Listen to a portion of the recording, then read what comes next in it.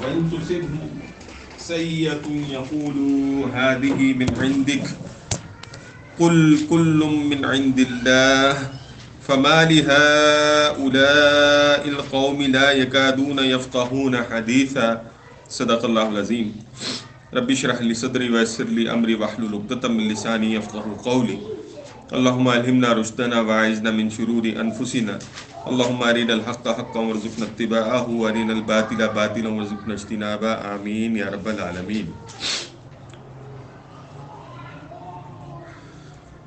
Anima تکونوا یدرککم الموت، جہاں کہیں بھی تم ہوگے موت تمہیں جو ہے وہ پالے گی. وَلَوْ كُنْتُمْ فِي بُرُوجٍ مُشَيَّدَةٍ، اگرچہ کہ تم جو ہے وہ مضبوط برجوں میں ہی کیوں نہ ہو. یہ اصل میں منافقین کا ذکر جو چل رہا ہے مستقل، پیچھے آیات جس طرح سے آگے بڑھ رہی ہیں اس میں ہم نے دیکھا تھا کہ جہاں ایک طرف جو ہے وہ جہاد سے جی چراتے تھے، اور جہاد سے جی چرانے میں جہاں دنیا کی اپنی ایک کمفرٹیبلٹی یا کمفرٹ زون کو چھوڑنا اپنی جگہ پر تھا، تو اس سے بڑھ کر زیادہ یہ بھی تھا کہ دل میں موت کا جو خوف ہے، موت کا جو ڈر ہے، مر نہ جائیں کہیں. ٹھیک ہے، تو اس کا جواب ہے جو اللہ تعالیٰ دے رہے ہیں کہ جہاں کہیں بھی تم ہوگے بہرحال موت تو تمہیں آ لے گی، اور خواہ مضبوط قلعوں کے اندر ہی اگر تم اپنے آپ کو محصور کر لو تب بھی جو تم نے مرنا ہے وہ تو مرنا ہی ہے.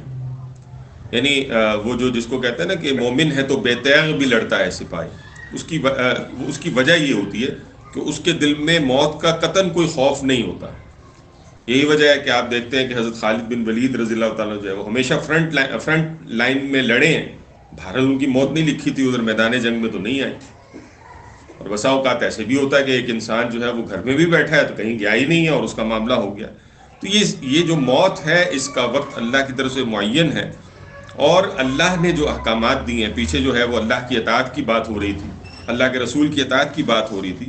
تو اس اطاعت میں جب تمہیں قتال کرنا پڑتا ہے اور تمہارے دل میں یہ خیال پیدا ہو کہ ہم تو مارے جائیں گے، تو ایسا ضروری نہیں ہے.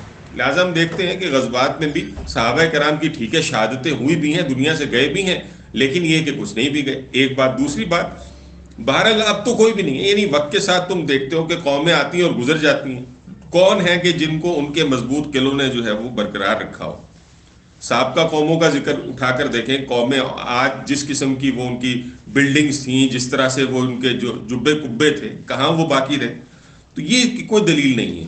یہ یعنی یہاں پر جو ہے وہ اصل میں اس بات کو سمجھایا جا رہا ہے کہ یہ جو موت سے ڈرنا ہے اس کو چھوڑو اور اطاعت کرو اللہ کی اور اس کے رسول کی.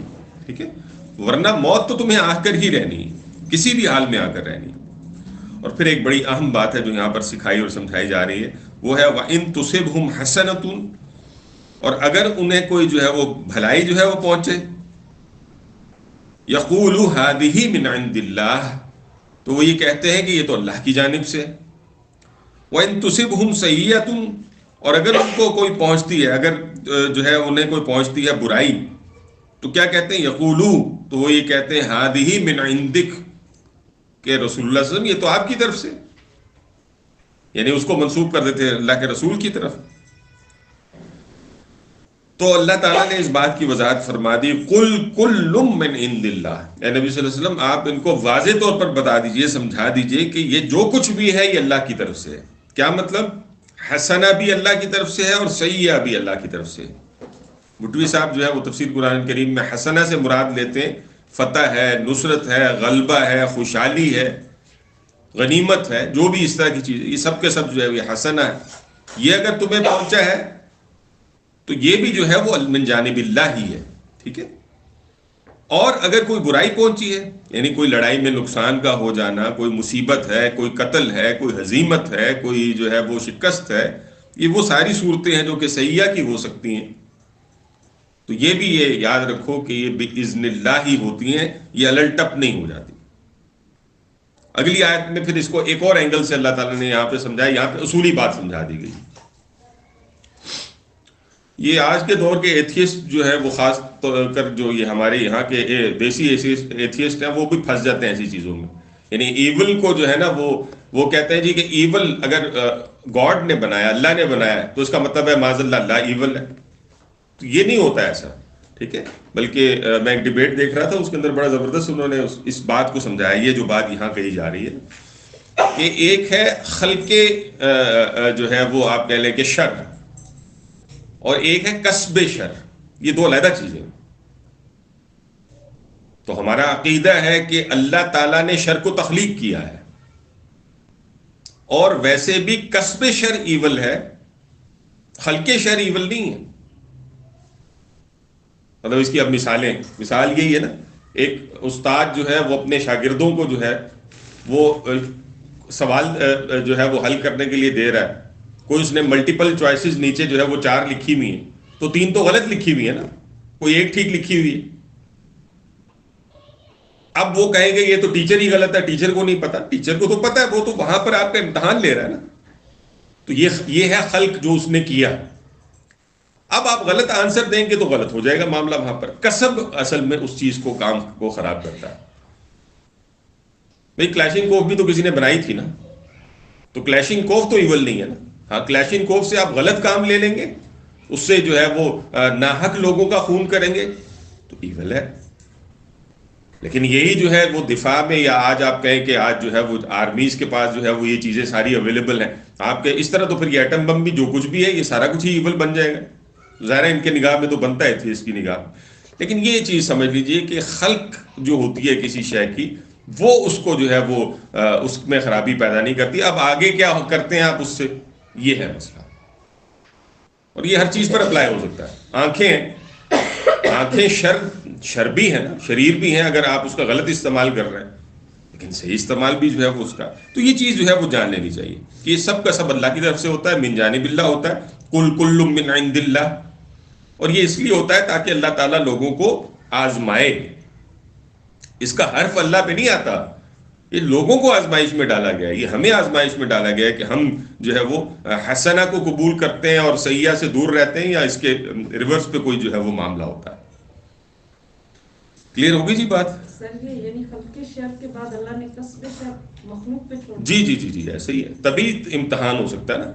مطلب اگر فرض کریں شر ہو ہی نہ، یعنی اب اس کی دوسری صورت یہ نا شر ہے ہی نہیں، تو شر ہی نہیں ہے تو پھر امتحان کیسا، آزمائش کیسی، پھر جنت جہنم کا سوال کیسا، پھر آخرت میں جو ہے وہ اللہ کی باز پرس کیسی، اگر نتیجہ صرف ایک ہی صورت میں نکلنا ہو، چاہے وہ جنت کی صورت میں نکلنا ہو چاہے وہ جہنم کی صورت میں نکلنا ہو، تو یہ بے مقصد ہو جائے گا. تو اللہ تعالیٰ کی تو کوئی شے بھی بے مقصد نہیں ہے نا. اللہ تعالیٰ نے جنت اور جہنم کو بھی تو با مقصد بنایا نا. ان دونوں کا با مقصد ہونا بھی اسی پر انحصار کرتا ہے نا کہ اللہ تعالیٰ جو ہے وہ نیکی اور برائی دونوں ہی کو تخلیق کرے، تاکہ جو پھر جو ہے وہ نیکی کرنے والا اس نیکی کے تحت اس رستے پر چلتے ہوئے وہ اما شاکرن کی روش اختیار کرتے ہوئے جنت کو پالے، اور یا اما کفورہ کی روش اختیار کرے دنیا میں، تو نتیجے کے طور پر وہ با مقصد، اب اس کا مقصد یعنی اب اس کو جو ہے وہاں بھگت لے جا کر. اور عدل کا تقاضا بھی پھر یہی تھا کہ یہ ایسے ہی ہوتا. ٹھیک ہے، یعنی اب بات یہ ہے کہ دنیا میں آپ ویسے بھی دیکھتے ہیں کہ یعنی ان کے نتائج پراپر نہیں نکل پاتے، وہ آخرت میں نکل آئیں گے. تو یہ چیز ہے کہ جس کو جان لیجئے کہ یہ من جانب اللہ ہے، اور یہ حکمت اللہ تعالیٰ کی، اور اللہ نے انسان کو بھیجا آزمائش کے لیے. اصل میں جب ہم اس آزمائش کو اصل میں تو دیکھیں سب سے بڑا مرض یہی ہے کہ بھائی مجھے کوئی کیوں پوچھے، میرا جسم میری مرضی، میں جیسے چاہوں جیوں، کون ہے خالق کے جو مجھے اس میں آ کے پکڑے. ٹھیک ہے نا، اسی لیے انکار کیا، اللہ ہی کا انکار کر دی. تو یہ چیزیں ہو جاتی ہیں. فَمَا لِهَٰؤُلَاءِ الْقَوْمِ، تو اس قوم کو یعنی ان لوگوں کو کیا ہو گیا ہے، لا یکادون یفقہون حدیثا، کہ یہ بات سمجھ نہیں لگتے. یعنی یہ اتنی سادہ سی بات ہے، یہ عام سمجھ میں عام فہم بات ہے جو ان کو سمجھ میں نہیں آتی. موت ہے تو بچتا کون ہے یہ بھی جان لینا چاہیے. کیا اپنے سے پیچھے قوموں میں سے کسی کو یہ پاتے ہیں؟ کیا جس کے متعلق یہ سمجھتے ہیں کہ یہ دنیا سے نہیں جائے گا تو کیا وہ دنیا سے نہیں گیا؟ کیا ایک جنریشن پچھلی کسی دوسری جنریشن کو دیکھتی ہے کہ نہیں دیکھتی کہ وہ اس کی آنکھوں کے سامنے جو ہے دنیا سے لاکھ پاپڑ بیل لیں، جتنی مرضی کوشش کر لیں، موت اس کو آ کر رہتی ہے. اور دوسری چیز یہ ہے کہ نیکی اور برائی کا جو معاملہ ہے تو یہ بھی تو انہی کی آنکھوں کے سامنے کی چیزیں ہیں ساری. یہ ساری چیزیں اگر انسان غور و فکر کرے تو اللہ تعالیٰ کہہ رہا ہے کہ کیا ہو گیا لوگوں کو، یہ بات سمجھتے نہیں ہیں. اتنی سے بہت سادہ سی بات ہے جو سمجھ میں آنے والی. فرمایا ما اصابک من حسنۃ فمن اللہ، جو تمہیں کوئی بھلائی پہنچتی ہے تو وہ اللہ کی طرف سے. سر یہ جو کہتے ہیں کہ یہ بھلائی اللہ کی طرف سے اور برائی تم پر ہے نبی کریم صلی اللہ علیہ وسلم کی طرف، تو یعنی اپنے آپ کو نکال لیتے ہیں. اچھا اب یہاں یہ نقطہ رہ گیا یہاں پر. یہ اصل میں ان کا ایک اور مسئلہ تھا، یعنی جہاں وہ جہاد سے جی چرا رہے ہیں، جہاں وہ موت سے ان کو خوف ہے، وہاں جو ہے وہ نحوست کی نسبت جو ہے رسول اللہ علیہ وسلم کی طرف پھیر دینا. ٹھیک ہے نا، یعنی جہاں کہیں جو ہے ان کو بھلائی ملی یہ وہ، تو اب دل اتنا تنگ ہے اور دل کے اندر اتنی نفرت ہے گویا اللہ کے رسول کے حوالے سے کہ اب یہ کریڈٹ جو ہے وہ آپ کو ایک انسان کو دیا ہی نہیں جاتا. ٹھیک ہے، یعنی دیکھیں عالم واقعہ کے اندر جو ہے وہ جو آپ کے سامنے وہ جو آپ دیکھیں، آپ لوگوں کا شکریہ کیوں ادا کریں؟ اس لیے ادا کریں، یعنی شکریہ تو اصل میں تو اللہ ہی کا ہوتا ہے نا. لیکن یہ کہ اللہ، ایک حدیث ہے نا کہ جو لوگوں کا شکریہ ادا نہیں کرتا وہ اللہ کا شکریہ بھی نہیں ادا کر سکتا. تو بات یہ کہ اس کے تحت جو ہے وہ ظاہر تحسین تو دیکھیں رسول اللہ صلی اللہ علیہ وسلم جب اب یہی ہے بدر میں تو تمہیں رسول اللہ صلی اللہ علیہ وسلم بڑے اچھے نظر آتے تھے لیکن وہاں پہ بھی تعریف نہیں تھی، اور احد میں یہ ہو گیا تو بھائی یہ تو رسول اللہ صلی اللہ علیہ وسلم نے کیا، تو اس وجہ سے ہم تو پہلے ہی کہہ رہے تھے کہ مکہ کے اندر جو ہے مدینہ کے اندر رہ کر جو ہے اس معاملے کو کیا جائے. تو یہ پھر وہ دل کی خرابی ہے جس میں وہ رسول اللہ صلی اللہ علیہ وسلم کو جو ہے وہ اصل میں تو یہ ان شعوری منافقین کا مسئلہ تھا جو کہ دل سے رسول اللہ صلی اللہ علیہ وسلم کو اللہ کا رسول مانتے ہی نہیں تھے، ایک سچا نبی مانتے ہی نہیں تھے. اور وہی جیسے ہم نے پیچھے پڑھا کہ اطاعت ان کے اوپر بھاری اسی لیے تھی کہ بھئی ہمارے جیسا ایک انسان جو کہ 40 سال جو ہے وہ ہمارے درمیان گھومتا پھرتا رہا، آج اچانک اس کو کیا ہوا، یہ کھڑا ہوا اور اس نے تقاضا شروع کر دیا بھئی میری اطاعت کرو. ٹھیک ہے، تو یہ وہ چیز ہے کہ جس کی وجہ سے جو ہے وہ پھر اس طرح کا طرز عمل جو ہے وہ، یعنی برائی آئی، کوئی معاملہ آیا، کوئی مشکل آئی تو یہ تو اللہ کے رسول نے، کیا ضرورت پڑی ہے جا کے جو ہے وہ مکہ کے لوگوں کے ساتھ پنگا لینے کی. اچھے بھلے ہم مدینہ میں رہ رہے ہیں اور مدینہ کے اندر تو پرابلم ہی کوئی نہیں تھا. ٹھیک ہے، دیکھا جائے تو مدینہ کے اندر تو ویسا تو کوئی پرابلم نہیں تھا. ہاں ٹھیک ہے، یہود ہیں، سارا کچھ ہے، وہ اپنی جگہ پہ پرابلمز ہیں، وہ ادھر کے اپنے پرابلم، یہ باہر کے پرابلمز بھی اندر لے آئے ہیں. وہ مکہ کے ساتھ بار بار جا کے جو ہے وہ پنگا لیتے ہیں مشرکین مکہ کے ساتھ، اور پھر ان کے ساتھ جنگیں جو ہے وہ شروع ہو جاتی ہیں. تو یہ وہ ساری چیزیں تھیں جو کہ ظاہر سی بات ہے کہ رسول ان کی نسبت میں جو ہے وہ یعنی ان کے ذہنوں میں تھیں، اور وہ ان کی بعض دفعہ زبانوں پہ بھی آ جاتی تھیں، اور ان کے طرز عمل سے بھی جو ہے وہ واضح تھی. کلیئر ہے جی؟ ما اصابک من حسنۃ فمن اللہ. اب یہ وہ اصولی بات یہاں پر اب اس کو ایک اور دوسرے اینگل سے بھی سمجھایا جا رہا ہے. پہلی بات تو یہ کہ جو کوئی بھی بھلائی تمہیں پہنچتی ہے تو من جانب اللہ ہے، یعنی اس کی نسبت اللہ ہی کی طرف ہے، اصل میں ہی اللہ ہی کی طرف ہے. اور اس کا اظہار ہوا تھا کیسے؟ خود رسول اللہ صلی اللہ علیہ وسلم نے جس طرح سے اس کا اظہار کیا تھا وہ آپ کو یاد ہوگا. یعنی بہت بڑا موقع ہے فتح مکہ کا، یعنی رسول اللہ صلی اللہ علیہ وسلم کی آپ سمجھے کہ پوری زندگی کی جو جد و جہد تھی اس کا حاصل ہے فتح مکہ. اور وہاں جب رسول اللہ صلی اللہ علیہ وسلم انٹر ہو رہے ہیں تو انٹر ہوتے ہوئے رسول اللہ صلی اللہ علیہ وسلم کی زبان پہ جو الفاظ مل رہے ہیں وہ ہم پڑھ کر آئے ہیں سیرت میں کہ وہ الفاظ کیا تھے کہ تمام لشکروں کو اے اللہ تنہا تو نے شکست دی. ٹھیک، حالانکہ حقیقت کیا تھی؟ حقیقت تو یہ تھی کہ خود رسول اللہ علیہ وسلم کی اپنی جان لگی، آپ وسلم کی جو ہے دنیا لگی، اور صحابہ کرام کی جانیں گئیں، سارا کچھ ہوا، لیکن اللہ کی طرف ساری نسبت پھیری اس بھلائی کی. ٹھیک ہے، تو یہ اصل میں بندہ، یہ ہے بندہ مومن کا اپنا طرز عمل. ایک ہے اس کا عقیدہ، یعنی وہ یہ مانے کہ اچھائی اور برائی اللہ کی طرف سے ہے. ٹھیک ہے، یہ وہ پلیز وہ بتا دیں نا، آیت نمبر بتا دیں. 79 ہے جس کو اس وقت ہم دیکھ رہے ہیں، آیت نمبر 79 دیکھ رہے ہیں. ٹھیک، سورۃ النساء کی. جی. تو اس میں ایک تو ہم یعنی پچھلی آیت کے اندر تو اس بات کی وضاحت ہوگی نا کہ عقیدہ کیا ہونا چاہیے، یعنی بھلائی ہے یا برائی ہے یہ ہے اللہ کی طرف سے. ٹھیک ہے، لیکن ایک بندہ مومن کا اس میں آپ سمجھے کہ خود اس کو جب بندہ مومن کا کردار کیا ہو کہ وہ بھلائی کی نسبت کس طرف کرے اور برائی کی نسبت کس طرف کرے، تو اس کو کیسے کرنا چاہیے یہ غلط ہے. ایک ہے عملی معاملہ، کریں گے کس طرف، اور ایک ہے کہ جو حقیقت میں اسی کو ہم دیکھتے ہیں نا، ایک ہے تکوین، ایک ہے تشریع. تکوین وہ ہے کہ جس طرح اللہ کا حکم ہے اور جیسے وہ چیزیں موجود ہیں. ٹھیک ہے، وہ ہے. تو تکوینی سطح پر چیزیں فرق ہوا کرتی ہیں، تشریعی سطح کے اوپر جو ہے وہ شرع کے اعتبار سے چیزیں فرق ہوتی ہیں. تو تشریعی سطح پر جو ہے وہ اب کرنے میں جب بات آئے گی تو یہ بات آئے گی بندہ مومن کا کردار یہ ہوگا. ٹھیک ہے، یعنی یہاں پر ڈاکٹر صاحب کہتے ہیں کہ تحویل خطاب ہے اس اعتبار سے کہ اس آیت میں یعنی تمام مسلمانوں سے جو ہے وہ خطاب ہے. یعنی پیچھے جو خطاب ہو رہا تھا وہ تمام یعنی اس میں اہل نفاق سے ہو رہا ہے، کمزور ایمان والوں سے ہو رہا ہے، لیکن یہاں تمام مسلمانوں سے خطاب ہے.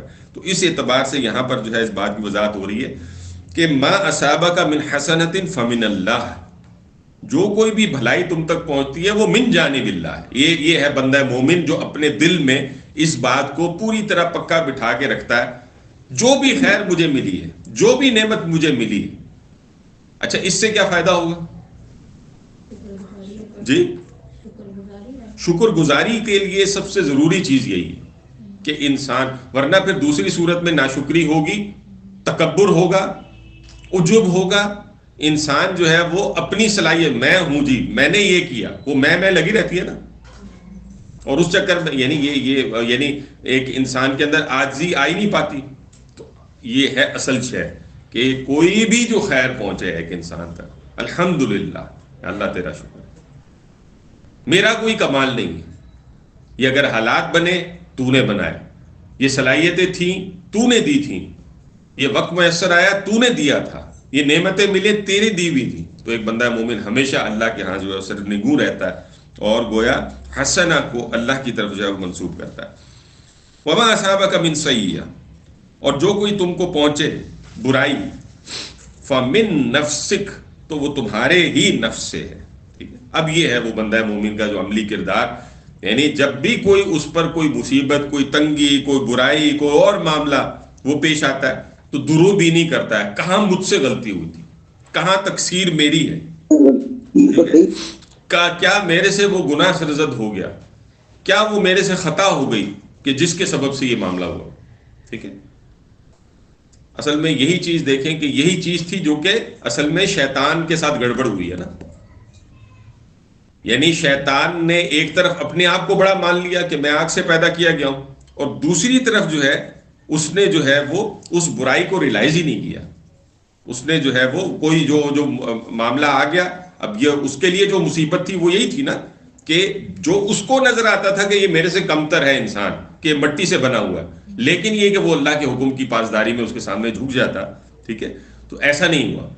اس کا نفس اتنا موٹا تھا کہ اس نے جو ہے وہ اس کو اپنا معبود بنایا اور نہیں کیا یہ کام. تو یہ ہوتا ہے کہ برائی جو ہے وہ، اچھا اس پر اگر ایک انسان غور کرے نا، یہ جو کلیہ یہاں پر بیان کیا جا رہا ہے، تو جہاں ایک طرف شکر بنتا ہے وہیں پر ایک انسان جو ہے وہ یعنی ہر حال میں گویا اللہ تعالیٰ سے راضی ہوتا ہے کہ نہیں ہوتا.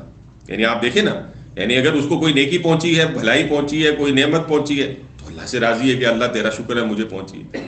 اور اگر جو ہے اس کی نسبت برائی کی اپنی طرف کرتا ہے تو بھی اللہ سے راضی ہے کہ اللہ کا مسئلہ نہیں، معاملہ تو میرا ہے خراب. ٹھیک ہے، یعنی پھر وہ درو بھی نہیں کرتا ہے، پھر وہ غور و فکر کرتا ہے، پھر وہ یہ دیکھتا ہے یہ عہد میں مجھے شکست ہوئی تو کیا وجوہات تھیں. پھر وہ یہ نہیں دیکھتا کہ اللہ کی طرف آئی تو اللہ کی طرف سے ہوتی ہے. ٹھیک ہے، لیکن پھر وہ یہ دیکھ پاتا ہے کہ بھائی وہ ایک لوکل کمانڈر تھے جابر بن عبداللہ، جن کو جو ہے وہ ہمارا امیر مقرر کیا گیا تھا. ٹھیک ہے، لیکن یہ کہ ہم نے ان کی جو ہے وہ خلاف ورزی کی، رسول اللہ صلی اللہ علیہ وسلم کے حکم کو توڑا، اور ان کے جو پھر مقرر کردہ امیر کو کے حکم کو توڑا. آگے جو ہے وہ ایک حدیث بھی اس زمن میں آ جائے گی، تو توڑا. تو اب ڈسپلن کی خلاف ورزی ہوئی ہے، یہ وہ خطا ہوئی ہے، اور یہ میری تقصیر ہے، یہ ہوا مجھ سے ہوا، تو اس وجہ سے جو ہے یہ گڑبڑ ہوئی. تو اب انسان اپنے رستے کو درست کر سکتا ہے. ٹھیک ہے، لہٰذا آپ دیکھیں کہ صحابہ کرام خاص طور پر جتنے ان کے لیولز بڑھتے چلے گئے ہیں، یعنی ان میں بھی آپ دیکھیں جو خلفائے راشدین ہائیسٹ لیول پر ہے نا، تو اتنا ہی زیادہ جو ہے وہ ان کے اندر آپ کو یہ چیز نظر آئے گی کہ وہ جو ہے وہ یعنی تمام مصیبتوں پہ، تمام چیزوں پر جو ہے وہ. اچھا یہ دیکھیں نا، اس کی معراج کیا ہے، ذرا آپ غور کیجیے. آپ یعنی اس کی معراج یہ ہے کہ ادھر ہو رہا ہے سورج گرہن اور چاند گرہن، اور رسول اللہ صلی اللہ علیہ وسلم کیا کر رہے ہیں؟ تمام صحابہ کرام اکٹھے ہو کے اللہ سے کیا دعا مانگ رہے ہیں؟ یعنی اپنی معافی کی دعا مانگ رہے ہیں نا. حالانکہ وہ خالص ایک جو ہے وہ مادی ایک اور اظہار ہے، اور وہ ہے بھی دنیا کے اوپر، لیکن یہ کہ کہیں ہم نے کوئی ایسا کچھ نہ کر دیا ہو کہ جس کے سبب سے جو ہے وہ کوئی اللہ کا جو ہے وہ عذاب ہم کو آ پکڑے. تو یہ وہ چیز ہے جو کہ اصل میں اس طرز عمل سے پیدا ہوتی ہے کہ ایک انسان جو ہے جو بھی اس کے لیے تنگی، آج بھی دیکھیں. اچھا پھر یہ ساری چیزیں کنیکٹڈ ہیں. سورہ طلاق کے اندر ہم پڑھ کر آئے تھے کہ مطلب تم جو ہے تقوی اختیار کرو، اللہ تعالیٰ تمہارے لیے جو ہے وہ مشکل ترین حالات میں بھی رستے نکال دے گا. ٹھیک ہے. پھر یہ ہے کہ آپ دیکھیں نا کہ ایک انسان کی مصیبتیں آ رہی ہیں، چیزیں آ رہی ہیں، تو جو تجویز کرتا ہے دین اس کے لیے رستہ، وہ کیا تجویز کرتا ہے؟ وہ یہی تجویز کرتا ہے نا کہ انسان اپنے گناہوں سے معافی مانگے. تو ان کا آپس میں کیا تعلق ہے؟ یہی تعلق ہے کہ انسان جو ہے نا وہ اس بات کو سمجھے کہ اس کے اوپر یہ جو تنگیاں آتی ہیں، معاملات آتے ہیں، یہ اس کے اپنے جو ہے وہ یعنی برائی کا نتیجہ ہے کسی کا، جس کو دور کرنے کی وہ فکر کرتا رہے ہر وقت. ٹھیک ہے. اور اللہ سے مانگتا رہے. تو پھر وہ برائی بھی جو ہوتی ہے وہ آزمائش نہیں بنتی، بلکہ وہ چیز بھی جو ہے وہ اس کے لیے توشہ آخرت بن جاتی ہے. یعنی ایسا تو ممکن نہیں ہے کہ بندہ مومن کے اوپر یہ حالات نہیں آتے، لیکن فرق صرف یہ ہوتا ہے کہ بندہ مومن اس کی نسبت کسی دوسرے کی طرف کرنے کے بجائے نہ اللہ کی طرف کرتا ہے، نہ اللہ کے رسول کی طرف کرتا ہے، نہ دین کی طرف کرتا ہے، نہ کسی اور، بلکہ وہ اپنی طرف کرتا ہے کہ بھائی میرے اندر کوئی کمی ہے، میں نے کوئی اللہ کا حکم توڑ دیا ہے، میں نے کوئی اللہ کو ناراض کر دیا ہے. کہ یہ وجہ تو نہیں ہے کہ جس کی وجہ سے میرے ساتھ یہ مسائل آج پیش ہے، جن حالات میں میں پھنس گیا ہوں وہاں پہ، تو اس میں کہیں میرا تو. اب جب وہ اس کے اگینسٹ ایفرٹ کرتا ہے تو گویا وہ کیا کرتا ہے؟ اللہ سے مدد مانگ رہا ہے نا، اللہ کی طرف متوجہ ہو رہا. تو وہی ہے اللہ جو کہ سیئہ کو حسنہ میں بدلنے پر قادر ہے. تو اللہ تعالیٰ جو ہے اس کے لیے جو ہے بدل دیتا ہے ماحول کو. تو آزمائش بہرحال دونوں ہی طرح سے ہوتی ہے، حسنہ سے بھی اللہ کی آزمائش ہوتی ہے اور سیئہ سے بھی اللہ کی آزمائش ہوتی ہے. لیکن بندہ مومن کا کردار کیا ہے بنسبت کسی منافق کے کردار کے؟ وہ ہے کہ جس کو یہاں پر جو ہے واضح کیا جا رہا ہے. کلیئر ہو گئی تھی بات؟ جی. یہی ہے جس کو ہم نے ایمان مفصل دیکھے نا، تو اس کے اندر جو آتا ہے تو اس میں آخر پہ کیا والقدر خیرہ وشرہ من اللہ تعالی. ٹھیک ہے. وہ جو ہم جو ہے وہ تقدیر کے خیر اور شر ہونے کے من جانب اللہ ہونے کا اقرار کرتے ہیں، وہ 20 میں شامل ہے. سورہ شورى ہم نے پڑھی تھی، وہاں آیت نمبر 30 میں جو ہے وہ برائی کے سبب کو جو ہے وہ یعنی گناہ قرار دیا گیا، یعنی تمہارے جو گناہ ہوتے ہیں وہ برائی کے اسباب میں شامل ہے. ٹھیک ہے. اور اسی کو جو ہے وہ جب ہم دیکھتے ہیں سلف صالحین کی طرف، تو اجتہادی آراء میں بھی ظاہر ہے وہ صحیح بھی ہو سکتی ہیں، درست بھی ہو سکتی ہیں، غلط بھی ہو سکتی ہیں. تو جب وہ صحیح ہوا کرتی تھیں تو وہ کہتے تھے کہ یہ تو اللہ کی توفیق ہے، یہ جو اجتہاد ہوا ہے یہ ہم سے اگر ہو بھی گیا صحیح تو یہ اللہ کی توفیق ہے کہ جس کے سبب سے ایسا ہوا. اور اگر غلط ہو کے جائے تو بھائی یہ تو ہماری طرف سے، اس کی نسبت اپنی طرف کرتے تھے. بھائی کوئی اجتہادی کوشش میری تھی، اس میں کوئی کمی رہ گئی ہے، اور یہ پھر شیطان کی طرف سے کہ یہ غلط ہو گیا اگر تو یہ چیز ہے کہ جو آپ دیکھیں کہ مختلف جگہوں پر اس کی اپلیکیشن بھی جو ہے وہ ہمیں نظر آتی. وَكَفَى بِاللَّهِ شَهِيدًا وَأَرْسَلْنَاكَ لِلنَّاسِ رَسُولًا، اور ہم نے تمہیں لوگوں کے لیے رسول بنا کر بھیجا ہے. وَكَفَى بِاللَّهِ شَهِيدًا، اور اللہ بطور گواہ کافی ہے. ٹھیک ہے. یہ ہے جو آپ کا جو ہے منصب رسالت ہے، اور وہ جو منصب تبلیغ ہے، ابلاغ کی جو ذمہ داری ہے، اور یہ اللہ گواہ ہے کہ آپ نے اس کو سر انجام دیا ہے، لوگوں کے سامنے ان حقائق کو جو ہے کھول کھول کر بیان کیا ہے، اور اس میں کوئی کوتاہی جو ہے وہ رسول اللہ صلی اللہ علیہ وسلم سے جو ہے وہ نہیں ہوئی ہے، اور بطور گواہ اللہ اس پر کافی ہے. گویا اگر اس میں جو ہے وہ کسی کو یعنی ہدایت کسی کو نہیں بھی ملی تو اس کا وبال آپ سے پر نہیں ہے. یہ رسالت عمومی کا بیان ہے نا، وَأَرْسَلْنَاكَ لِلنَّاسِ کہ یہ تمام انسانوں کے حوالے سے دیکھا جائے. اور یہی آج ہمارے لیے بھی اس میں ہدایت موجود ہے کہ جو داعی ہونے کی حیثیت سے آج ہماری ذمہ داری بنتی ہے وہ یہ ہے کہ وہ جس کو کہتے ہیں نا کہ کوئی بھی ایفرٹ جو ہے نا وہ ہم ایٹ آر میکسیمم کریں کہ ہم دوسرے کو ہدایت کی طرف جو ہے وہ بلائیں، دعوت دیں، نصح و خیر خواہی کے ساتھ دعوت دیں. ٹھیک ہے. وہ سارے طریقے اڈاپٹ کریں اور پوری زندگی جو ہے وہ اس ایفرٹ میں لگے رہیں.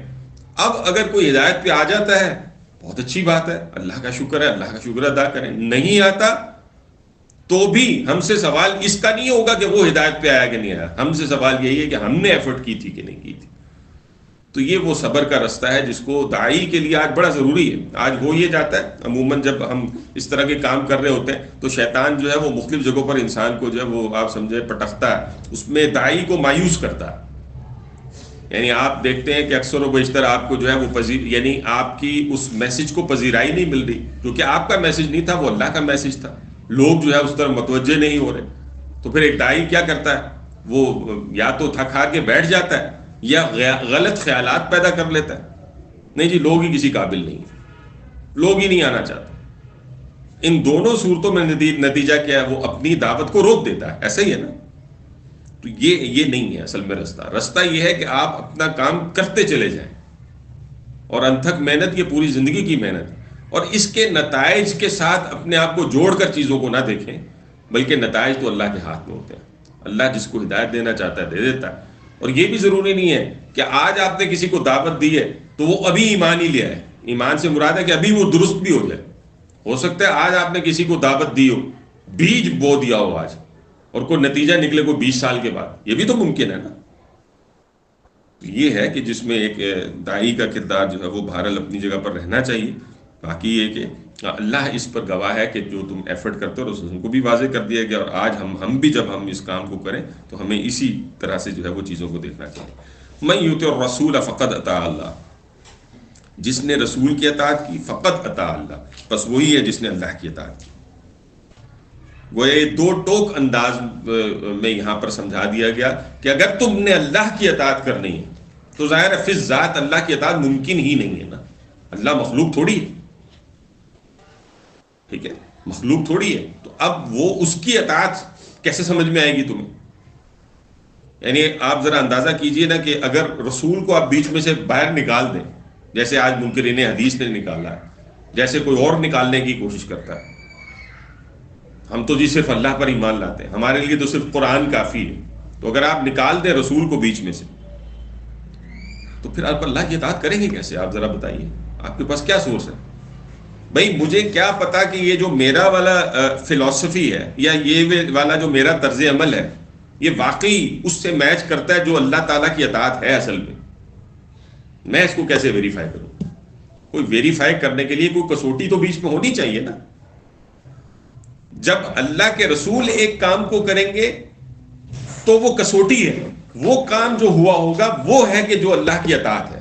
یعنی یہ جو کہا سلو کما رأیتمونی اصلی، نماز ویسے پڑھو جیسے مجھے پڑھتے ہوئے دیکھا، تو گویا یہ اللہ کی اطاعت ہے کہ نماز ایسے پڑھی جائے. اگر یہ صرف حکم دے دیا جاتا کہ نماز پڑھو اور رسول کو بیچ میں سے نکال دیں، پھر پڑھ کے دکھائیں ذرا. یعنی یہ قرآن صرف پکڑیں، یہ قرآن پکڑیں صرف، اور ذرا نماز پڑھ کے دکھا دیں، ذرا ایک رکن کوئی پورا کر کے دکھا دیں. آپ سے اللہ اکبر بھی نہیں ہونی، سمجھ ہی نہیں آنا شروع کدھر سے کریں کیا اس کا، اور پھر بالآخر کس نتیجے پر پہنچیں گے؟ بہت ہی زیادہ آپ سائنسدان بن جائیں گے نا، اور آپ کے اندر ایک علم کی بہت ہی زیادہ کوئی وہ چیز گھس آئے گی، تو پھر صلاۃ کا بھی جو ہے وہ لغوی مفہوم ہی لے لیں گے نا. صلاۃ کا مطلب ہے یہ دعا، تو آپ دعا مانگیں گے، بس ہاتھ کہیں کھڑے کریں گے، نہ بھی کھڑے، پھر یہ بھی شاید بحث ہو جائے کہ ہاتھ بھی شاید کھڑے کرنے کی ضرورت ہے کہ نہیں ہے. بس ٹھیک ہے، دل میں اللہ کو یاد کر لیا کرو، یہی نماز ہے. نہیں، اس طرح نہیں ہے. یہ ہے اللہ کے رسول کی اطاعت، اور جب آپ اللہ کے رسول کی اطاعت، یہی واحد کسوٹی ہے، اور کوئی طریقہ نہیں ہے. اسی میں جا پڑے نا مختلف فرقے ہیں جو وہ جی یہ اسماعیلی اور یہ وہ جی ان کے دیکھیں اب نماز تو وہ رہی نہیں کہ رسول کی اطاعت سے تو نکلے ہوئے ہیں. جی. اور یہی آج غامدی کا بھی ہے. یہ آج ابھی اس کا بیٹا وہ داماد آیا ہوا تھا، یہ حسن الیاس، اس کے اب آج کل کی گفتگویں سنیں اس نے جو مختلف جگہوں پر کی ہیں تو آپ پریشان ہو جائیں گے. بالکل ہی منکرین حدیث میں شمار ہیں. مطلب سنت کی بات، یعنی وہ کہہ رہا ہے ایک اس کو حسن الیاس کو کہ بھائی بات یہ کہ حدیث آپ مان ہی نہیں رہے سرے سے، تو اس طرح کیسے دین کے اوپر عمل ہوگا؟ وہ کہتا ہے جی دین تو ہم نے تواتر سے سیکھا نا، اجماع سے سیکھا ہے. ہم نے کب حدیث سے سیکھا؟ جی حدیث سے نہیں سیکھا، پھر کیسے سیکھا؟ اب وہ آگے سے حسن الیاس صاحب فرما رہے ہیں کہ دیکھیں جی، کیا نماز کوئی بندہ ایسے سیکھتا ہے کہ جیسے کہ اس نے حدیث میں پڑھ کر سیکھا ہو، یا وہ اپنے باپ دادا کو دیکھتا ہے کہ انہوں نے پڑھی کیسے؟ تو یہ جو باپ دادا کو دیکھنا ہے یہ ہے تواتر. باپ دادا سے مراد یہ نہیں ہے کہ آپ کے باپ دادا، کہنے کا مطلب ہے کہ وہ چلیں جی کوئی صالح ہونے چاہیے، چلیں اتنی بھی کوئی شرائط لگانا. یہ ویسے اس نے بات کی نہیں، اس طرح نہیں کی، لیکن چلیں اگر اس کو زیادہ گھسیڑ کے لے جائیں گے تو شاید وہ یہ کہہ دے، اتنا شاید کہہ دے کہ بھئی وہ جو نیک لوگ ہوا کرتے ہیں ان کو دیکھیں. ٹھیک، لیکن یہ تو کوئی دلیل نہیں ہوئی. اچھا، اور اسی انٹرویو کے اندر وہ 1.5 گھنٹے کا انٹرویو، وہ آخر پہ جا کے خود ہی کنٹراڈکشن اپنی بات کی کہ جی ہم نے 40,000 احادیث آج کل ہم اکٹھی کر رہے ہیں. بھائی آپ پوچھا جائے کیوں اکٹھی کر، وہ اب سمجھ جو آ رہی ہے وہ اس لیے اکٹھی کر رہے ہیں تاکہ ان کو بھی مشکوک کر دیا جائے، اس کے اندر بھی شبہ پیدا کر دیا جائے، اس کا بھی بیڑا گرک نکال دیا جائے، مسلمانوں کو بتا دیا جائے کہ یہ سارا جو ہے وہ کسی. تو آپ یہ دیکھیں نا کہ کس درجے کی جہالت ہے. سر ان کی روک تھام کا کوئی نہیں ہوتا، مطلب ان کو کوئی. دیکھیں روک تھام تو آج ہماری ذمہ داری ہے نا، ٹھیک ہے. خاص تو نہیں بلاسفیمی کیا ہمارے ملک کے اندر تو اس وقت سوائے میرے خیال میں تو اس وقت جو ہے وہ اشرافیہ کے جو ہے وہ آپ کہہ لیجئے کہ دنیا کی تزئین و آرائش کے تو کوئی مقصد ہی نہیں نظر آتا ہے دنیا میں اور کوئی. ٹھیک ہے، تو وہ تو ساری کی ساری دنیا کے اوپر ہی کھبے ہوئے ہیں، ان کا مطلب ہی کچھ ہو رہا ہے. اور آج عوام کیا ہے، آپ اور میں کس چکر میں پڑے ہیں. ہمارا تو پورا آپ سمجھے کہ ہمارا جو اکثر و بیشتر جو اب لوگوں کا معاملہ ہو گیا ہے وہ یہی ہو گیا نا کہ بھائی یہ مہینہ کس طرح سے گزرے گا. ٹھیک ہے، یہ خرچہ دے دیا، ادھر یہ بل دے دیا، ادھر یہ دیا، یہ 15 دن رہ گئے، 15 دن میں گزاروں کس طرح سے. ٹھیک ہے، تو یہ ہے جو چل رہا ہے. اور بیچ میں یہ لچ تلی جا رہی ہے، اس طرح کے لوگ آ رہے ہیں. ٹھیک ہے، اور آ کر جو ہے طرح طرح کے خیالات لوگوں کے اندر پیدا کر رہے ہیں. اور ان کا مقصد کیا ہے؟ ان کا مقصد بھی وہی ہے کہ جو حرام کاری ہیں جو کچھ ہے اس کو تم جو ہے وہ درست قرار دے دو، رسول کو بیچ میں سے نکالو تو مسئلہ کچھ نہیں ہے نا. پھر تو ہر ایک کا دین ویلڈ ہے نا، کوئی مسئلہ تھوڑی ہے. جبکہ اللہ تعالیٰ فرماتے ہیں کہ من یطع الرسول فقد اطاع اللہ، جس نے رسول کی اطاعت کی بس وہ ہے کہ جس نے اللہ کی اطاعت کی. اسی حوالے سے رسول اللہ صلی اللہ علیہ وسلم کی ایک حدیث ہمارے سامنے رہنی چاہیے جو حضرت ابو ہریرہ رضی اللہ تعالیٰ عنہ جس کے راوی ہیں، اور وہ یہ کہتے ہیں رسول اللہ صلی اللہ علیہ وسلم من اطاعنی فقد اطاع اللہ، جس نے میری اطاعت کی وہ ہے کہ جس نے اللہ کی اطاعت کی. ومن عصانی فقد عصى اللہ، اور جس نے جو ہے وہ میری نافرمانی کی وہ ہے کہ جس نے اللہ کی نافرمانی کی. پھر فرمایا ومن اطاع امیری فقط اطاعنی، جس نے میرے امیر کی اطاعت کی یعنی میرے مقرر کردہ امیر کی اطاعت کی اس نے میری اطاعت کی. جیسے وہ جابر بن عبداللہ کو بنا دیا تھا نا رسول اللہ صلی اللہ علیہ وسلم نے. ظاہر ہے دیکھیں وقت کے ساتھ تو اب تو ویسے بھی جو ہے وہ سچویشن آپ نے دنیا گلوبل ولیج بنا دے تو ضروری یہ کیسے ممکن ہوگا کہ کوئی ایک ہے کہ جس کی بات یعنی اب ظاہر ہے وہ تو اب اپوائنٹڈ ہوں گے نا.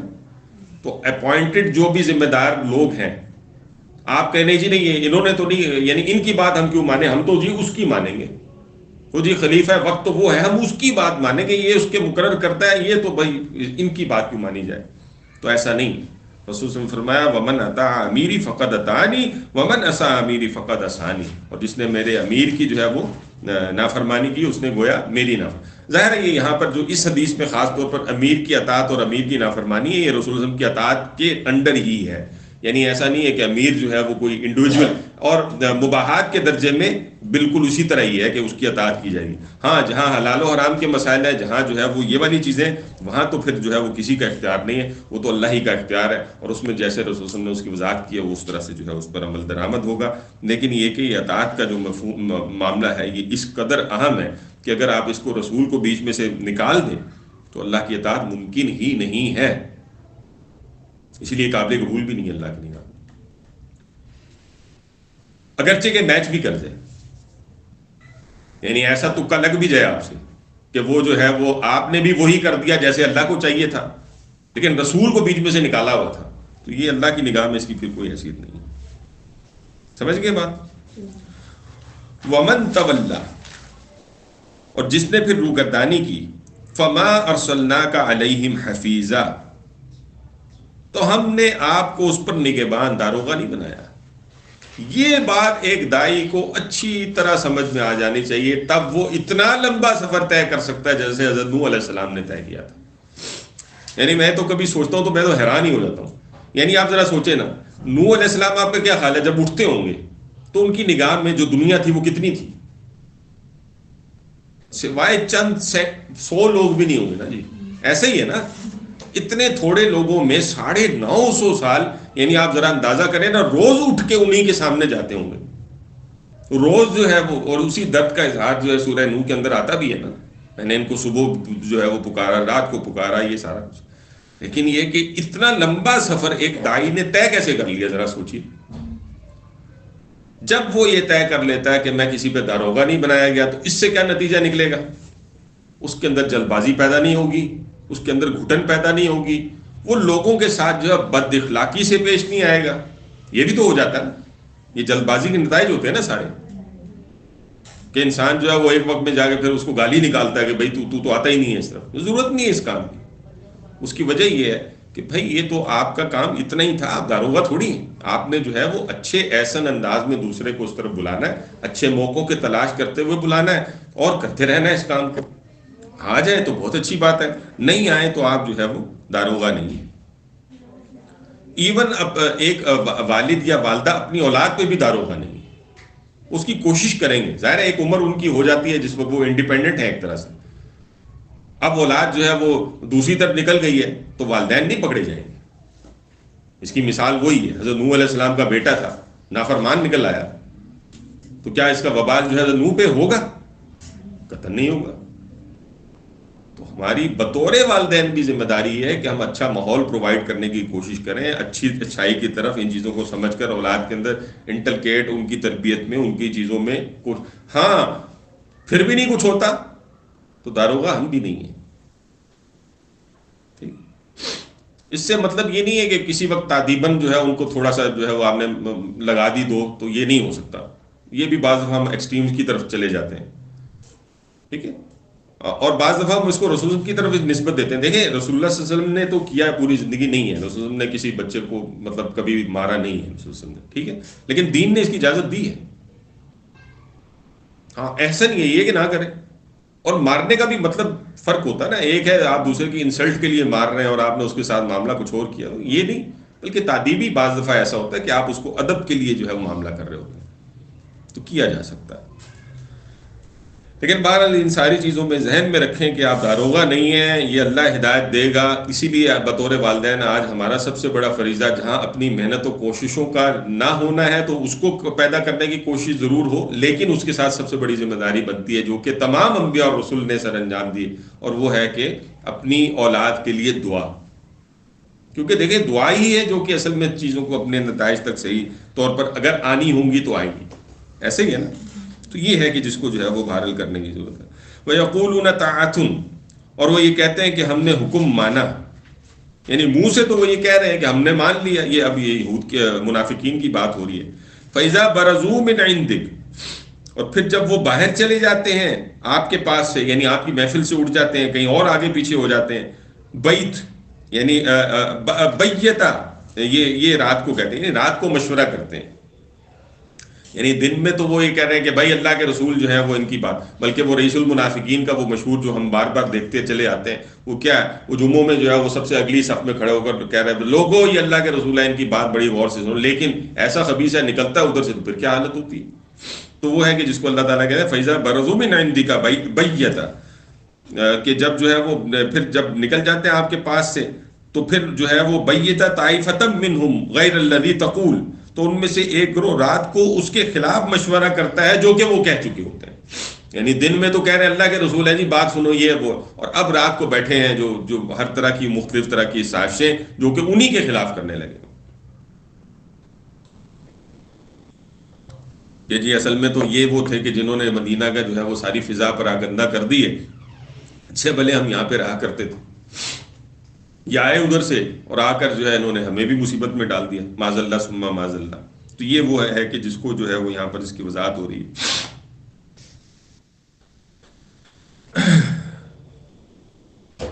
واللہ یکتب ما یبیتون، اور اللہ تعالیٰ لکھ لیتا ہے وہ جو رات کو مشورے کیا کرتے ہیں.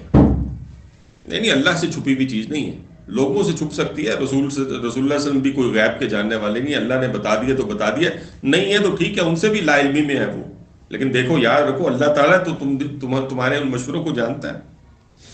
فَعَارِضْ عَنْهُمْ، اب رسول اللہ صلی اللہ علیہ وسلم سے کہا جا رہا ہے کہ ان سے اعراض کیجیے. وَتَوَكَّلْ عَلَى اللَّهِ، اور اللہ پر جو ہے بھروسہ کیجیے. ظاہر ہے دیکھیں اس کے مختلف سٹیجز تھی نا، جیسے کہ ایک وقت میں شروع میں آ کر جو ہے جب مسلمانوں نے اپنے آپ کو یعنی منظم کیا تو اس وقت انٹرنل جو ہے وہ اگر آپ سمجھیں کہ جو مسائل تھے ان کو اگر خود سے ریز کر لیا جاتا تو وہ پھر خود چومکھی لڑائی لڑنے میں مشکل پیش آتی نا. اگرچہ وہ ہوا لیکن یہ کہ مسلمانوں نے اس میں انیشیٹو نہیں لیا. اور وہ کیا تھا، یعنی وہ میثاق مدینہ لے کر تو وہ یہود کے خلاف بھی شروع میں تو کچھ بھی نہیں کیا مسلمانوں نے، الا یہ کہ خود ہی وہ توڑتے چلے گئے ہوں. جب وہ انہوں نے توڑا ہے میثاق مدینہ تو پھر وہ معاملات اپنی جگہ پر آئے. تو ان سے بھی اعراض ہی کیا تھا ابتدان. اسی طرح سے منافقین سے بھی ابتدان تو اعراض ہی کیا، یہاں تک کہ تبوک ہوا اور تبوک کے بعد پھر اب کچھ سختی کرنا شروع کی ہے رسول اللہ صلی اللہ علیہ وسلم نے. تو یہاں کہا جا رہا ہے کہ فارزن، ان سے اعراض کیجیے، یعنی پریشان ہونے کی ضرورت نہیں، تسلی بھی دی جا رہی ہے رسول اللہ. وتوکل علی اللہ، اللہ وہ جو پیچھے کہا جا رہا ہے کہ اللہ جو ہے وہ اللہ تعالیٰ کے پاس تو سب کچھ لکھا ہوا ہے، اللہ دیکھتا بھی ہے، جانتا بھی ہے، اور آپ کا تو اللہ تعالیٰ پہ بھروسہ ہے، اسی پہ بھروسہ کرنا چاہیے. تو یہ جو سازشیں چل رہے ہیں، جو کچھ کر رہے ہیں، انہی کے خلاف پڑھنے والی. وَكَفَى بِاللَّهِ وَكِيلًا، اور اللہ ہی کافی ہے کارساز کے طور پر. ظاہر بندہ کہاں تک کس کو پورا پڑھے، وہ اللہ ہی ہے جو پورا پڑھ سکتا ہے. تو بندہ مومن کا سارا بھروسہ کس پہ ہوتا ہے؟ اللہ پہ ہوتا ہے. اس کے لیے وہ ایفرٹ کرتا ہے، اس کے لیے کوشش کرتا ہے. ٹھیک ہے، اس کی وضاحت یہاں پر ہوگی.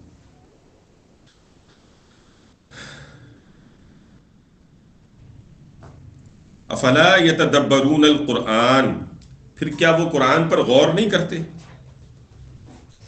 ولو کان من عند غیر اللہ، اور اگر اللہ کے سوا کسی اور کے پاس سے، غیر اللہ کی طرف سے یہ ہوتا، لوجدوا فیہ اختلافا کثیرا، تو ضرور اس میں پھر وہ بہت اختلاف پاتے.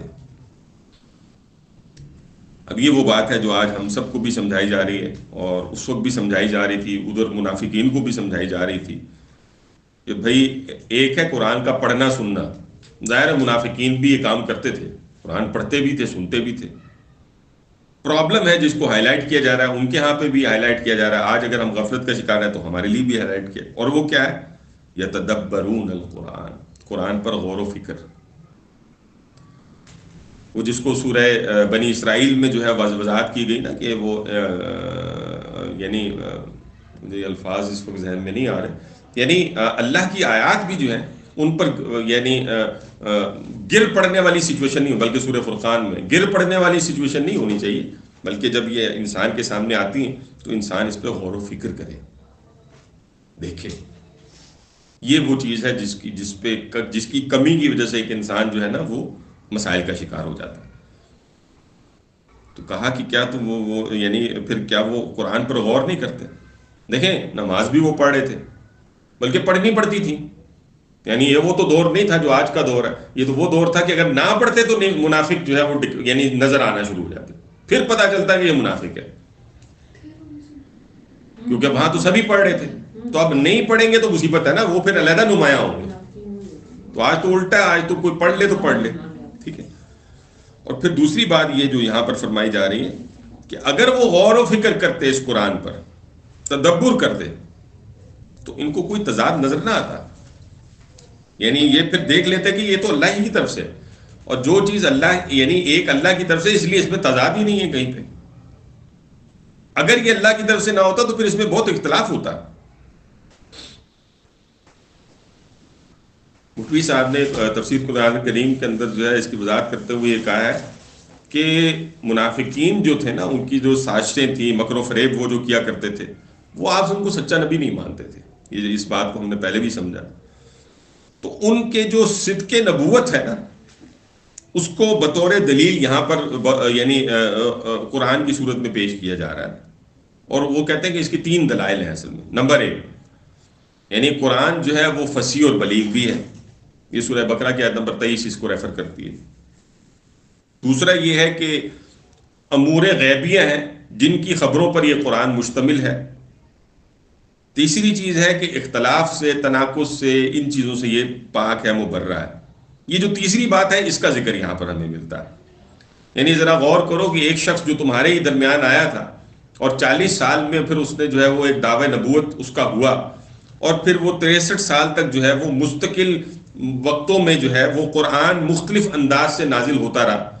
یعنی وہ ایسے تو نازل ہوا ہی نہیں تھا جیسے آج تمہارے پاس مربوط صورت میں موجود ہے.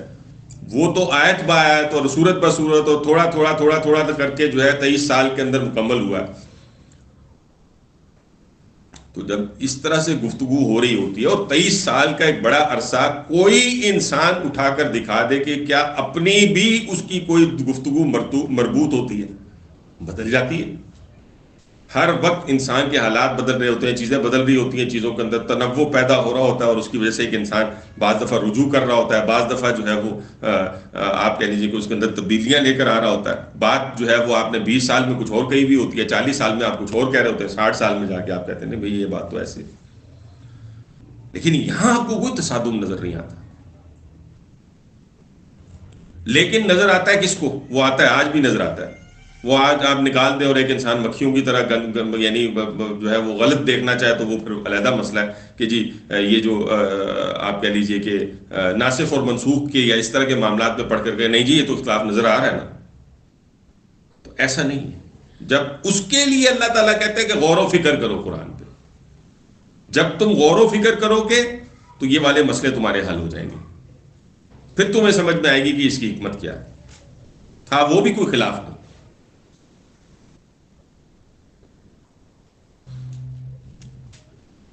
کلیئر ہے جی؟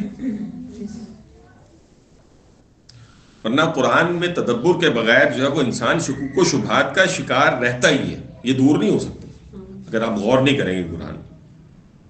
اور قرآن بھی پھر صحیح سمجھ میں نہیں آ سکتا اگر آپ غور و فکر نہیں کریں گے قرآن. اور پھر یہاں پر اللہ تعالیٰ کہہ رہے ہیں کہ اگر یہ غیر اللہ کی طرف سے ہوتا تو پھر اختلاف کثیر ہوتا ہے اس میں، چونکہ نہیں ہے. یعنی تم غور و فکر کرو گے تو تمہیں سمجھ میں آ جائے گا کہ اس میں کوئی اختلاف نہیں ہے. وَإِذَا جَاءَهُمْ أَمْرٌ مِّنَ الْأَمْنِ، اور جب ان کے پاس کوئی امن کی خبر آتی ہے، اب الخوف یا خوف کی، اذاعوا بِهِ تو اسے مشہور کر دیتے ہیں.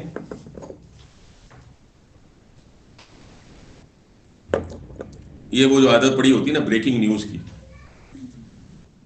بغیر بلا تحقیق ایک انسان جو ہے بس آئی اور آگے پاس آن کرو، جیسے آج ہوتا ہے. ہونا کیا چاہیے وہ اب بیان ہو رہا ہے. یعنی ایک طرز عمل یہ ہے کہ جب ان کے پاس کوئی امن کی خبر آئی، کوئی خوف کی خبر آئی تو فوراً ہی مشہور کر دی. نہیں، ہونا کیا چاہیے؟ وَلَوْ رَدُّوهُ إِلَى الرَّسُولِ، اور اگر وہ اسے پہنچاتے رسول کی طرف، وَإِلَىٰ أُولِي الْأَمْرِ مِنْهُمْ، اور اپنے حاکموں کی طرف، یعنی وہ جو کیپیسٹی رکھتے تھے اس بات کو آگے سمجھنے کی اور اس کے اوپر جو ہے وہ کوئی لائے عمل مرتب کر رہے ہیں. مثال کے طور پر اب ادھر غزوات ہو رہے ہیں، ساری چیزیں ہو رہی ہیں، خبر آ رہی ہے جی مکہ سے یہ خبر آ گئی.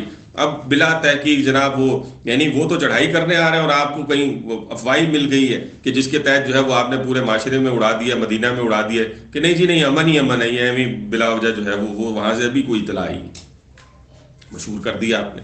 ہونا کیا چاہیے تھا؟ ہونا یہ چاہیے تھا کہ یہ خبر آپ کو ملی، پہلے تو تحقیق ہوتی، اور اگر تحقیق ہو ہی گئی تھی تو بھی عوام الناس میں لے کے جانے کی بجائے اس کو کنسرنڈ اتھارٹی یا بندے تک پہنچایا جاتا، کیونکہ وہ ہے کہ جو پھر اس پہ کوئی جو ہے وہ لائے عمل مرتب کر سکتے ہیں. دیکھیے اگر وہ خوف کی بات ہوگی اور آپ اس کو پبلک میں عام کر دیں گے تو پھر خوف ہی پیدا ہوگا نا، اس سے کیا اچھے نتائج نکلیں گے.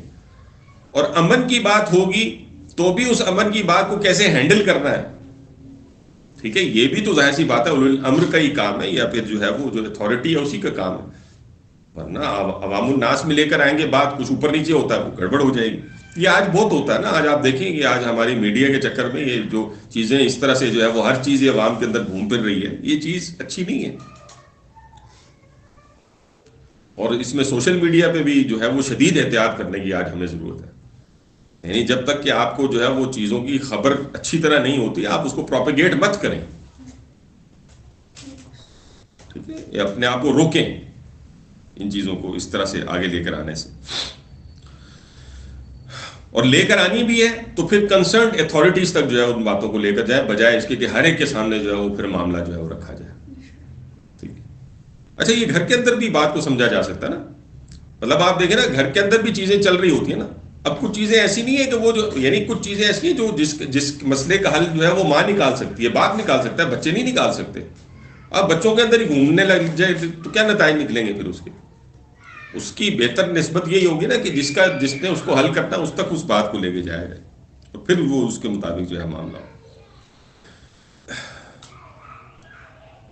تو فرمایا وَلَا رُدُّوهُ إِلَى الرَّسُولِ وَإِلَى الْأَمْرِ مِنْهُمْ لعلمہ الذین یستنبطونہ منہ، ان میں سے تحقیق یعنی اور اگر اسے پہنچاتے رسول کی طرف اور اپنے حاکموں کی طرف، تو جو لوگ ان میں سے تحقیق کر لیا کرتے، استنباط کر لیتے، تحقیق کر لیا کرتے ہیں، وہ اس کو جان لیتے ہیں. یعنی اب وہ ہے کہ جو اس کے اہل بھی ہیں، یہ ان کی کیپیسٹی بھی ہے، اور اس کے اندر پھر وہ جو ہے وہ اس کے لیے کوئی لائے عمل مرتب بھی کر لے. اور عام بندہ کیا کرے گا؟ اختیار ہی نہیں ہے. جب اختیار ہی نہیں ہے تو اس کے اندر کیا نتیجہ ہے؟ وہ معاملات کرنے کی کوشش کرے گا. وَلَوْلَا فَضْلُ اللَّهِ عَلَيْكُمْ، اور اللہ کا اگر تم پر فضل نہ ہوتا، وَرَحْمَتُهُ، اور اس کی رحمت نہ ہوتی، لَاتَّبَعْتُمُ الشَّيْطَانَ إِلَّا قَلِيلًا، تو چند ایک کے سوا تم شیطان کے پیچھے ہی لگ جاتے. یہ تو اللہ کا فضل تھا کہ اس نے ان ساری چیزوں کے باوجود بھی تم سے درگزر فرمایا اور اکثر و بیشتر کوئی خرابی پیدا نہیں ہوئی. ورنہ اگر یہ چیزیں جو ہے معاشرے کے اندر عام ہو جائیں، جیسے آج ہمارے ہاں ہو گئی ہیں، تو ہم اپنی آنکھوں سے دیکھتے ہیں کہ اس کے نتائج کتنے جو ہے وہ شیطانی نکل آتے ہیں، اور پھر لوگ شیطان کے پیچھے لگ جاتے ہیں. اور آج تو آپ اللہ معاف کرے، یعنی اتنے دھڑلے سے جھوٹ بولا جاتا ہے، لیڈرز بھی ایسے دھڑلے سے جھوٹ بولتے ہیں کہ عوام بھی جو ہے اسی کے پیچھے لگ کر شیطانی کا رستہ جس کو اڈاپٹ کر لیتی ہے. تو بہرحال یہ چیز ہے کہ جس کو یہاں پر سمجھایا جا رہا ہے کہ اس کے اندر ڈسپلن کیا ہے، کیسے چیزوں کو جو ہے لے کے چلنا چاہیے.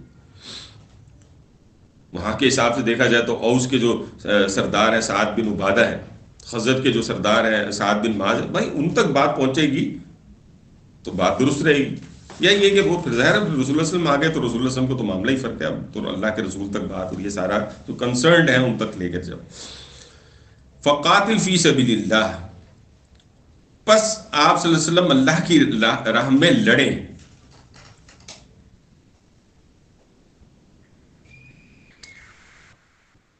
لا تکلف الا نفسک، اور آپ جو ہے وہ مکلف نہیں ہیں الا نفسک، مگر یہ کہ اپنی جان. بھئی آپ جس کے حوالے سے سب کچھ کر سکتے ہیں وہ آپ کی اپنی ہی جان ہے، تو اسی کے آپ مکلف ہیں اصل میں. وَحَرِّضِ الْمُؤْمِنِينَ، اور مومنین کو جو ہے تحریض دلائیے، ان کو آمادہ کیجیے، جس کو ہم کہہ دیتے ہیں ترغیب و تشویق دلائیے. مومنین کے اندر جو ہے وہ، اس کا مطلب یہ اچھا بعض لوگ یہ سمجھ لیتے ہیں کہ لوگ جو ہے نا سیلف انیشیٹو ہوتے ہیں، ان کو خود کرنا چاہیے. تو اگر خود کرنا چاہیے تو پھر یہ وَحَرِّضِ الْمُؤْمِنِينَ کی بات کیوں آئی؟ بھئی ہوتا ہے، لوگوں کے اندر نیکی ہوتی ہے، لوگوں کے اندر اس طرح تو دیکھا جائے تو حضرت ابوبکر کو کسی نصیحت کی ضرورت ہی نہیں ہے، لیکن کی نا رسول اللہ صلی اللہ علیہ وسلم تو کرنی ہوتی ہے. انسانوں میں تو کام ایسے ہی ہے. یعنی مومنین کو آمادہ کیجیے، یعنی قتال کے لیے آمادہ کیجیے. یہاں پہ جو بات ہو رہی ہے وہ تو خاص طور پر قتال کی بات ہو رہی ہے. یعنی منافقین کے اس طرز عمل کی پیروی نہ کریں کہ جو نہ اللہ کی اطاعت کرتے ہیں، نہ اللہ کے رسول کی اطاعت کرتے ہیں، جو موت سے خوفزدہ رہتے ہیں، جو الٹی سیدھی خبروں کو آگے پیچھے پھیلانے کے چکر میں رہتے ہیں. نہیں، ایسا نہیں، بلکہ حرِّضِ الْمُؤْمِنِينَ عَسَى اللَّهُ أَن يُكَفَّ بَأْسَ الَّذِينَ كَفَرُوا، قریب ہے کہ اللہ تعالیٰ روک دے کافروں کی جنگ کا زور. اللہ تعالیٰ جو ہے وہ اس سارے کرنے سے کافروں کے زور کو توڑ دے، جو اللہ نے بتدریج توڑ کے دکھا دیا. یعنی وہ ایسا توڑا کہ آپ ذرا اندازہ کریں کہ سن 5 میں غزوہ احزاب میں پوری دنیا ہی امٹ آئی ایک طرح سے. 10,000 وہ جو ارد گرد، یعنی اس سے زیادہ تو استطاعت ہی نہیں تھی ان میں کچھ لے کے آنے کی، سبھی کچھ لے آئے، اور مسلمان چاروں طرف سے گھر گئے. یعنی باہر سے تو گھر ہی گئے تھے، وہ اندر سے بھی بنو قریظہ وہ جو آخری رہ گئے تھے انہوں نے بھی بیڑا گرک کر دیا تھا. تو مسلمان تو بالکل جو ہے چکی کے پاٹ کے درمیان میں آئے ہوئے تھے.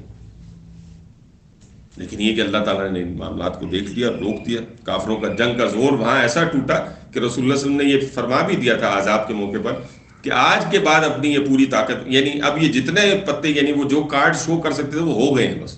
اب اس کے بعد یہ اپنی طاقت کو جمع کر کے مسلمانوں کے خلاف نہیں آ. اور پھر یہ ہوا، یعنی سن 6 میں ہم جانتے ہیں کہ وہ صلح حدیبیہ کرنی پڑی ان کو، اور اس کے بعد جو ہے وہ سن 8، یعنی آپ سمجھیں وہ ملٹی پلائڈ فیکٹر نظر آتا ہے اس کے بعد تو آپ کو بہت ہی جلدی، یعنی سن 8 کے اندر جو ہے مکہ فتح ہو جاتا ہے.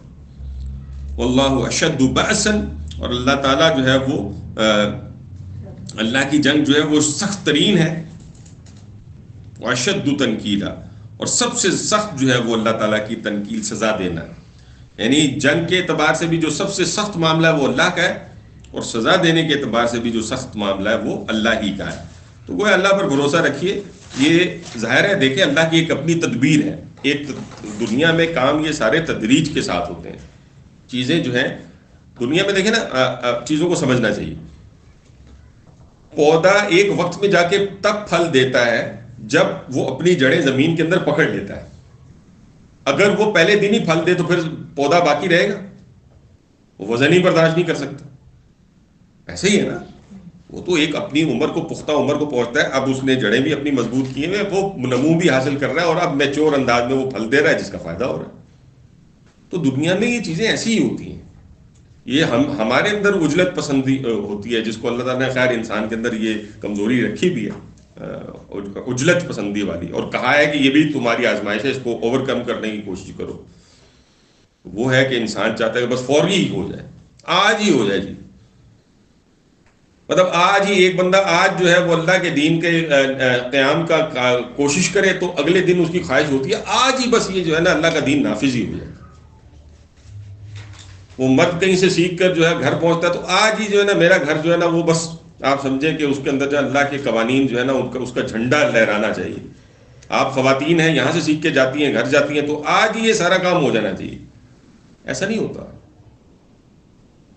اگر یہ ایسا ہو بھی جائے مضبوط نہیں ہوگا, پائیداری نہیں ہوگی اس کو. یہ اس ایک دن تو جذباتی طور پر ہو جائے گا, اس کے بعد نہیں ہوگا پھر. اور پھر یہ خدا نخواستہ پھر نہیں ہوگا تو پھر ہوگا ہی نہیں. وہ تو پھر معاملہ ہی فرق ہو جاتا ہے. یہی وجہ ہے کہ جب چیزیں سسٹین کرنے کے قابل ہوتی ہیں نا تب یہ چیزیں. آج جیسے ہم لیڈر آ جائے, لیڈر آ بھی جائے, لیڈر کیا کرے گا جی؟ لیڈر آ کے آپ کو وہ ساری شریعت کی سارے قوانین اگر اس کی تنفیذ خود ہی ہم ان کے خلاف کھڑے ہو جائیں گے. تو وہ زمین پہلے ہموار ہونی ضروری ہوتی ہے, پھر ایک اس کے اندر پختگی آتی ہے, پھر بتدریج ایک جگہ تک پہنچ کے اب اس کا تحمل ہوتا. وہ تحمل تھا کہ آپ سمجھے کہ وہ 30 سال کے قریب جو ہے وہ رسول اللہ صلی اللہ علیہ وسلم کے اس سسٹم نے اپنی برکات دیں, یعنی وہ قائم رہا رسول اللہ صلی اللہ علیہ وسلم سے خلفائے راشدین کے دور تک. ٹھیک ہے, یعنی اگر وہ تحمل نہ ہوتا تو یہ نہیں, یعنی دنیا میں چیزیں جو ہے بڑا مشکل ہو جاتا ہے, چلتی نہیں ہے. پھر ہم تو یہ دیکھنا شروع کر دیتے ہیں نا کہ وہ تو اتنا تھوڑی دیر کیوں رہا, وہ ایک علیحدہ مسئلہ ہے. لیکن یہ کہ بات یہ ہوتی ہے کہ چیزوں کو جو ہے نا بہرحال ایک جگہ تک پہنچنے میں وقت لگتا ہے, اور پھر وہاں اگر اس کی سسٹین کرنے کی صلاحیت اس کے اندر موجود نہیں ہے, ہوتا ہوا تھا کچھ نہیں ہے.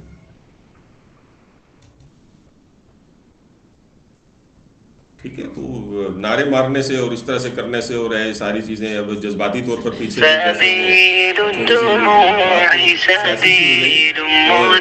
اگر ہم مخلص انسان تھا تو وہ ناری تھے جو اس سے پہلے